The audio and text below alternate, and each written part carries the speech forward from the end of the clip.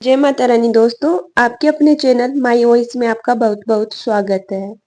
इस बार देव उठनी एकादशी को लेकर सभी लोगों के मन में बहुत बड़ी असमंजस की स्थिति हुई है, क्योंकि कुछ लोग तो ये देव उठनी एकादशी 1 नवंबर की बता रहे हैं, पर कुछ लोग देव उठनी एकादशी 2 नवंबर की बता रहे हैं।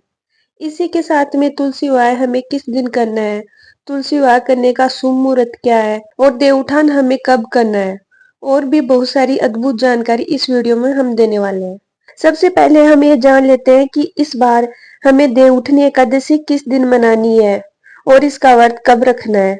तो सबसे पहले आप देव उठनी एकादशी की तिथि कब से शुरू हो रही है और कब समाप्त होगी जान लीजिए। कार्तिक मास शुक्ल पक्ष की देव उठनी एकादशी तिथि 1 नवंबर 2025 शनिवार की सुबह 9:12 पर होगी और इसकी समाप्ति अगले दिन 2 नवंबर 2025 2 नवंबर रविवार को सुबह 7:31 पर होगी।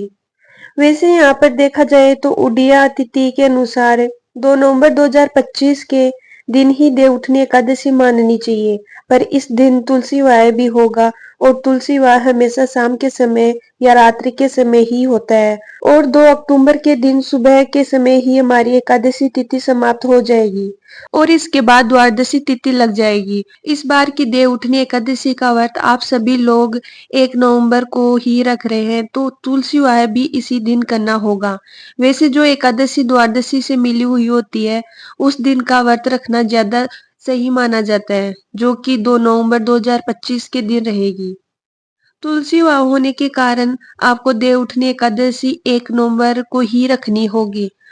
दिन है शनिवार का और जो लोग देवउठनी एकादशी का व्रत रखते हैं उन्हें भी 1 नवंबर के दिन ही व्रत रखना पड़ेगा। आपको देवउठनी एकादशी का व्रत और तुलसी विवाह 1 नवंबर को ही करना है।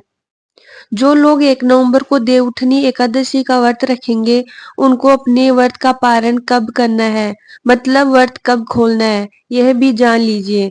देवउठनी एकादशी का व्रत हमेशा शुभ मुहूर्त में ही खोलना चाहिए और इस बार 2 नवंबर को हरिवासर का समय दोपहर के 12:30 तक रहेगा और हरिवासर के समय में हमें व्रत नहीं खोलना चाहिए। इसलिए जो लोग 1 नवंबर को देवउठनी एकादशी का व्रत रखेंगे उनको अपना व्रत का पारण 2 नवंबर को दोपहर 12:30 बाद ही करना होगा।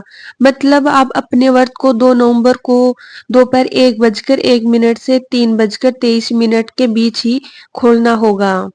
उसके बाद में जो लोग 2 नवंबर को देवउठनी एकादशी का व्रत रखेंगे वह लोग अपने व्रत का पारण 3 नवंबर को करेंगे और व्रत खोलने का शुभ मुहूर्त होगा 3 नवंबर को सोमवार के दिन सुबह 6:34 से लेकर 8:46 के बीच में अपने व्रत को खोलना चाहिए।